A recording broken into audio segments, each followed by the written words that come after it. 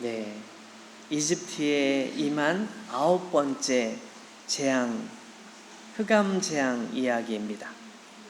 3일 동안, 오늘 말씀에 나와 있는 것처럼 3일 동안 이집트 전체가 캄캄해졌습니다. 계속 밤인 것이죠. 분명히 아침이 돼야 되는데 아침이 안 오는 거예요. 너무 캄캄하니까 아무도 일을 할 수가 없어요. 사람들을 만날 수도 없습니다. 무슨 사회활동 같은 것도 아무것도 할 수가 없어요. 그냥 집에서 잠만 자고 집에서 대기하고 있는 거예요. 여러분, 이것이 얼마나 끔찍한 일인지 우리는 상상하기 쉽지 않아요. 캄캄한 밤이 3일 동안 계속되면 계속 잠만 자고 쉬고 너무 좋겠네, 이렇게 생각할 수도 있잖아요. 그러나 앞을 잘 보던 사람이 말이죠, 갑자기 앞을 못 본다고 생각해 보세요. 제가 아는 어떤 전도사님은 이 망막에 문제가 있어서 점점 눈이 안 보이기 시작했어요. 원래는 잘 보였어요. 청년 때는 잘 보였는데 점점 시야가 좁아지고 보이는 데가 조그매지고 점점 흐릿해지다가 안 보이게 된 거예요. 얼마나 답답할지 옆에서 지켜보면서 참 안타까웠는데요. 그 전사님은 참 믿음이 좋으셔서 늘 감사함으로 또 농담 비슷하게 이렇게 유머를 말하면서 잘 이겨내시고 잘 적응해 가시는 걸 봤어요. 근데 여러분, 우리 잘 보던 사람들이 갑자기 아무것도 보지 못하게 되면 정말 답답하고 미칠 것 같을 거예요. 그죠? 제가 한 번은 눈을 감고 좀 걸어본 적이 있어요. 멀리도 아니고 조금. 근데 금방 넘어지더라고요. 정상적인 몸인데도 넘어지더라고요. 근데 전혀 앞이 안 보이는 3일이란 날짜도 모르죠. 사실 3일만 될 건지 더 할 건지 당사자들에게는 모르는 거잖아요. 갑자기 어두워져서 해가 뜨지도 않고 계속 밤이 되는 상황이 발생한 거예요. 여러분, 만약에 정말 하루 열심히 일해서 번 돈으로 그날 먹을 것을 사고 간신히 살아가는 사람이 있다고 해봐요. 그 사람은 그날 일하지 않으면 그 다음날 굶어야 되는 거죠.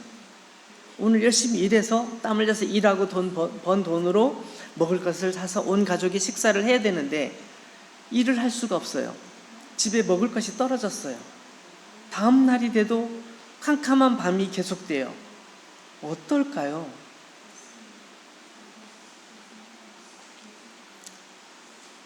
한두 사람이 아니라 전국에 있는 모든 사람들이 똑같은 일이 발생한다고 생각해 보세요.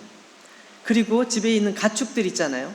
가축들이 풀을 뜯어 먹으러 가야 되는데 캄캄한 밤이라 어디를 갈 수도 없고 가도 풀을 뜯어 먹을 수가 없어요. 아무것도 안 보이니까, 너무 깜깜하니까.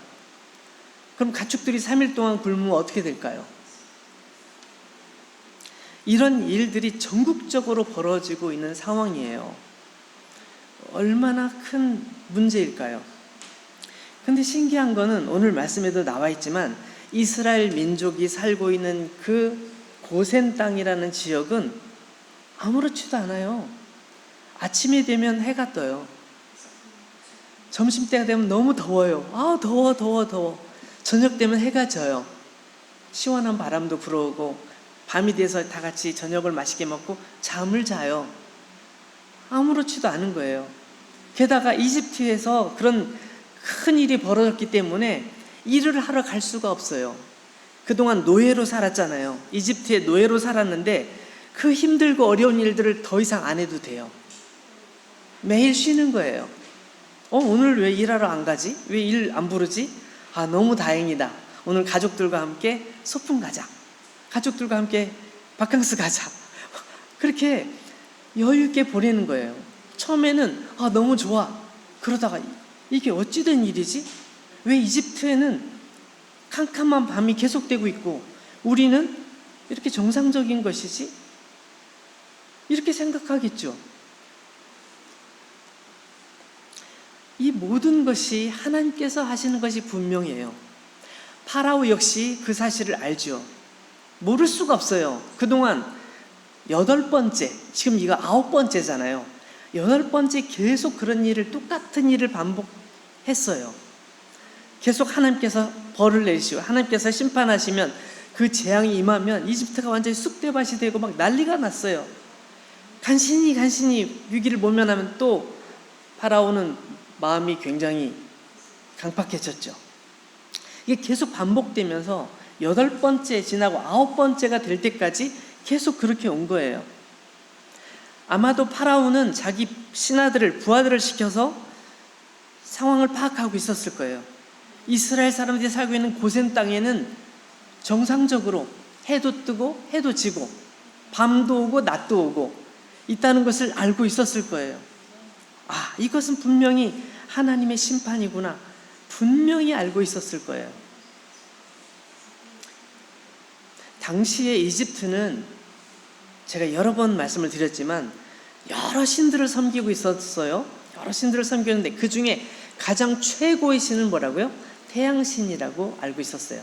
태양은 온 세상을 비추고 온 세상을 다스리는 최고의 신이다 해가지고 파라오는 태양의 아들이다, 그리고 태양이다, 이렇게 여기고 있었단 말이에요. 그래서 하나님께서 어둠을 보내셨을 때 그 태양신이 만약에 최고라면 어둠을 물리쳤어야죠. 아침은 반드시 왔어야 되죠. 아침이 오지 않았어요.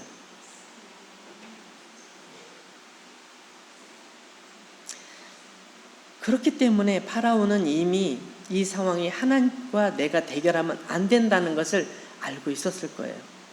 그런데 왜 파라오는 계속 하나님과 대결하고 있을까요? 왜 하나님과 대결하는 것에서 물러서지 않을까요? 지금 이 9번째 재앙은 어둠의 재앙이잖아요. 흑암의 재앙, 캄캄한 것. 근데 이것은 우리에게 보여주는 또 하나의 영적인 원리를 보여줘요. 영적으로 어두워지면, 아무리 눈을 뜨고 있어서 잘 볼 수 있다 해도 영적으로 어두워지면 하나님을 볼 수 없는 거예요. 하나님의 뜻을 알 수도 없어요. 하나님께서 하시는 일을 이해할 수도 없어요. 하나님께서 내게 지금 뭐라고 말씀하시는지 몰라요.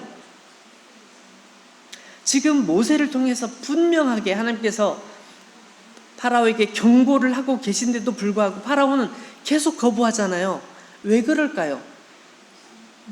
눈으로 모든 걸 볼 수 있다고 생각하지만 그의 영적인 눈이 닫혀 있어서 하나님을 볼 수 없어요. 하나님의 뜻을 알 수 없어요. 하나님의 음성을 들을 수가 없어요. 영적인 어둠에 있는 것이죠.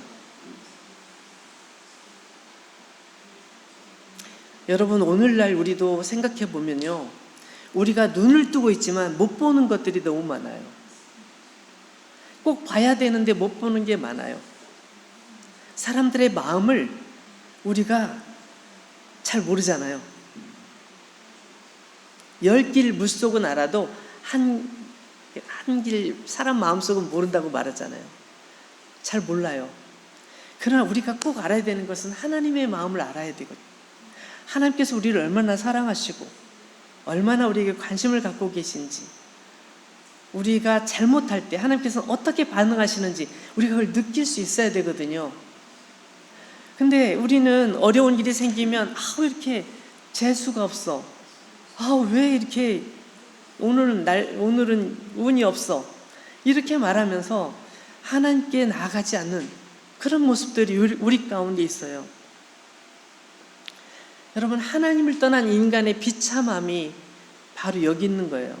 파라오는 8번, 이제 9번을 경험하면서도 여전히 하나님에 대하여 영적인 눈이 열려있지 않고 하나님의 뜻을 발견하지 못하고 있어요. 계속 매를 맞으면서도, 그 가운데서 힘들어하면서도, 고통스러워하면서도 하나님의 뜻을 따라가지 못하고 있어요.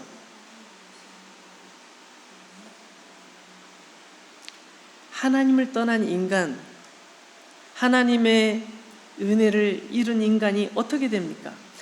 하나님께서 원래 우리는 하나님과 사귀게 되어 있었죠.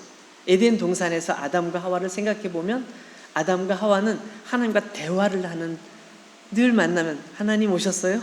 하나님 저희들 여기서 놀고 있어요. 뭐 이렇게 얘기할 정도로 하나님과 친근한 관계였어요. 근데 언제 그거 관계가 깨져요? 사람이 죄를 짓고 하나님을 떠났을 때, 그때부터 하나님과 등을 돌리면서 하나님께 관심을 갖지 않고 하나님을 멀리하게 되고, 그때부터는 하나님의 음성을 듣지 못하는 거예요. 하나님을 떠나니까, 하나님이 없으니까 마음이 공허한 거죠. 불안하고 두려운 거예요. 그래서 뭔가를 내 속에 뭔가를 모시고 싶은 거죠. 하나님을 떠났으면서 뭔가 모시고 싶어서 이것을 신이라고 생각하고 저것을 신이라고 생각하고 사랑하게 된 거예요.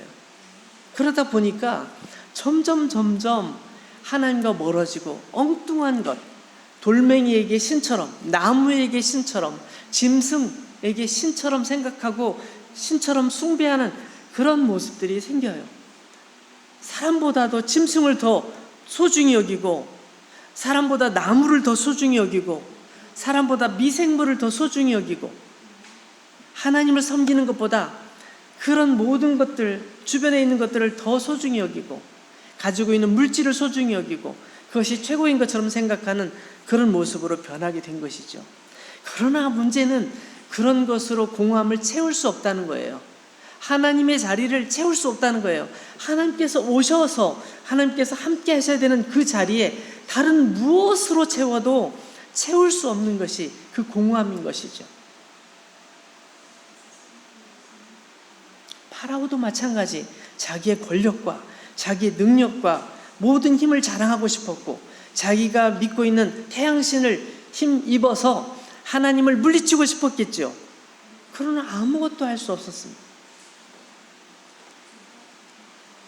여러분, 하나님께서는 이사야 선지자를 통해서 이렇게 선포하고 계십니다.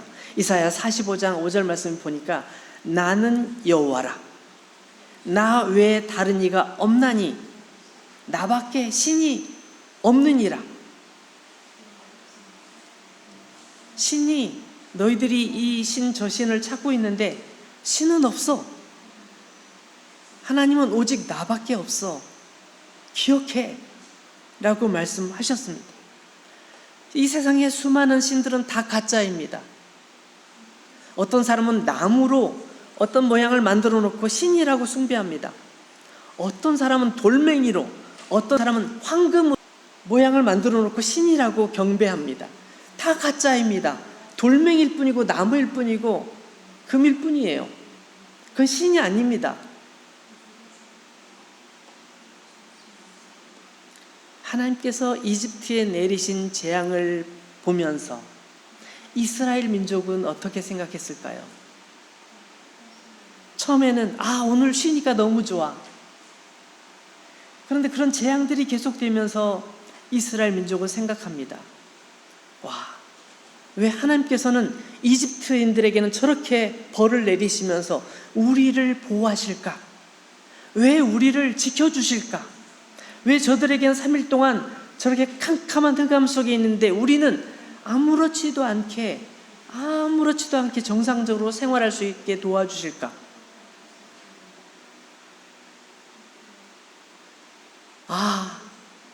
옛날 우리 조상 아브라함이 섬겼던 그 하나님께서 아브라함과 약속하셨던 그 약속을 잊지 않고 계시구나. 그 약속을 이루시기 위하여 오늘 우리 앞에서 일하고 계시구나. 그들은 그것을 어렴풋하게 깨닫기 시작합니다. 하나님께서 우리를 사랑하고 계시구나. 우리는 하나님을 잊었지만 하나님께서는 우리를 잊지 않고 계셨구나. 지금 이 순간에도 하나님께서는 우리와 함께 계시고 우리를 보호하고 계시구나. 우리를 돕고 계시구나 라는 사실을 그들은 알게 되는 것이죠.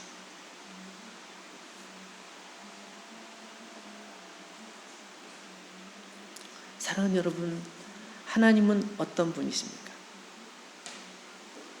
여러분에게 있어서 하나님은 어떤 분이십니까? 저요? 저에게 있어서 하나님은 어떤 분입니까?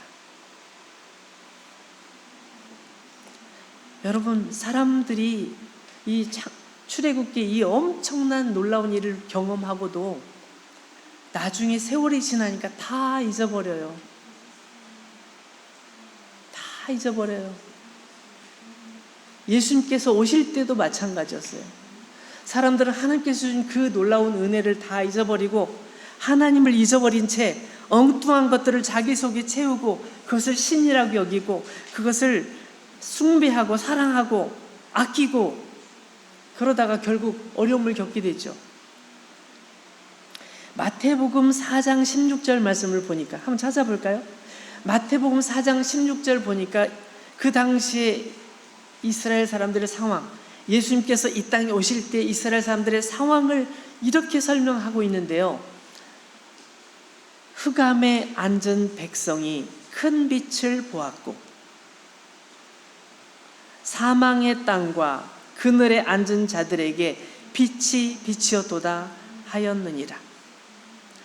마태는 예수님께 오실 때 그 상황을 이사야 선지자의 글을 인용해서 이렇게 표현합니다. 흑암 중에 있는 그 백성들, 흑암 속에 있는 백성들에게 큰 빛이 비쳤다. 그 빛을 백성들이 보았다. 요한도 그렇게 얘기합니다. 사도 요한도. 요한복음으로 볼까요? 요한복음 1장에 보면 예수님의 오심에 대해서 설명하는데 이렇게 얘기합니다. 그 안에 생명이 있었으니 이 생명은 사람들의 빛이라. 빛이 어둠에 비치되 어둠이 깨닫지 못하더라. 예수님께서 이 땅에 빛으로 오셨습니다. 캄캄한 흑암 중에 있는 사람들에게 빛으로 오셨습니다. 그런데 안타깝게 예수님이 오셨을 때 사람들은 어땠다고요? 아무것도 보지 못하는 캄캄한 흑암 중에 있어서 예수님을 알아보지 못합니다.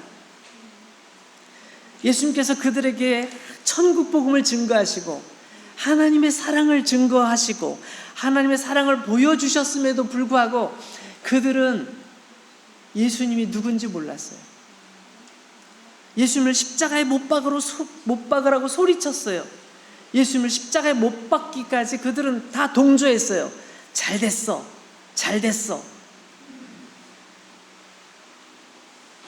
어떤 사람들은 자기가 무슨 말을 하는지도 모르고 자기가 왜 손을 들면서 예수님을 십자가에 못 박아라 하는 줄도 모르면서 예수님을 십자가에 못 박아야 된다고 말을 했어요. 예수님께서 그들 가운데 빛으로 오셨음에도 불구하고 아무도 모르는 흑암 중에 있었던 것이죠. 마치 파라오가 하나님의 심판이 계속됨에도 불구하고 그것을 전혀 깨닫지 못했던 것처럼 요한복음 1장 9절 10절 말씀은 이렇게 나와 있어요. 참 빛 곧 세상에 와서 각 사람에게 비추는 빛이 있었나니 그가 세상에 계셨으며 세상은 그로 말미암아 지은 바 되었으되 세상이 그를 알지 못하였고. 예수님께서는 이 어두운 흑암 속에 있는 사람들을 구원하시기 위하여 오셨습니다. 그리고 그들에게 참 자유를 주시기 위해서, 참 빛을 주시기 위해서, 그리고 천국 복음을 주시기 위해서 오셨어요? 아무도 몰랐어요. 여러분, 그리고 2000년이 지났습니다. 지금 2000년이 지난 지금 예수님께서 우리 모든 인류를 위해 죽으시고 다시 부활하셔서 부활의 증거를 보여주셨는데도 불구하고 이 땅에 있는 많은 사람들이 예수님을 모르고 있습니다.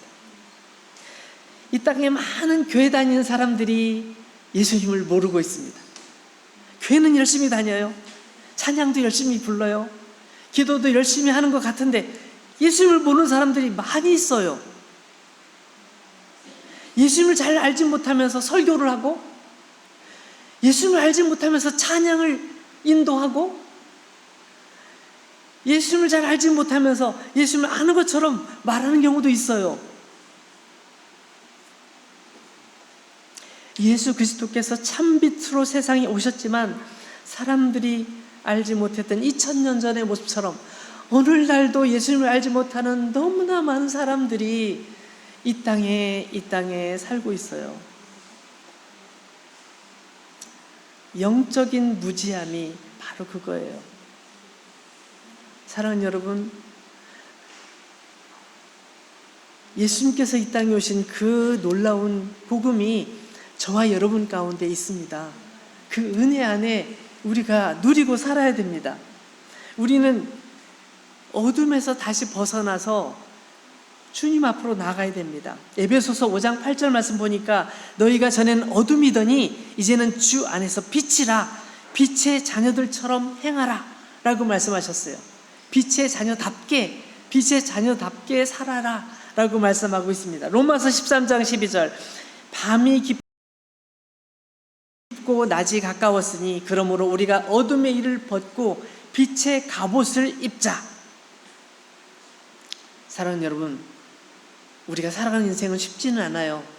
그리스도인으로 산다는 것도 때로는 어려운 일들이 있어요. 사람들에게 무시를 당할 수도 있습니다. 그러나 우리는 빛의 자녀로서 살아가는 삶을 살아야 될 줄로 믿습니다. 저 여러분 모두가 이 빛의 자녀로서 힘들 때든지 즐거울 때든지 감사할 때든지 언제든지 빛으로 나아가는 여러분들이 됐으면 좋겠습니다.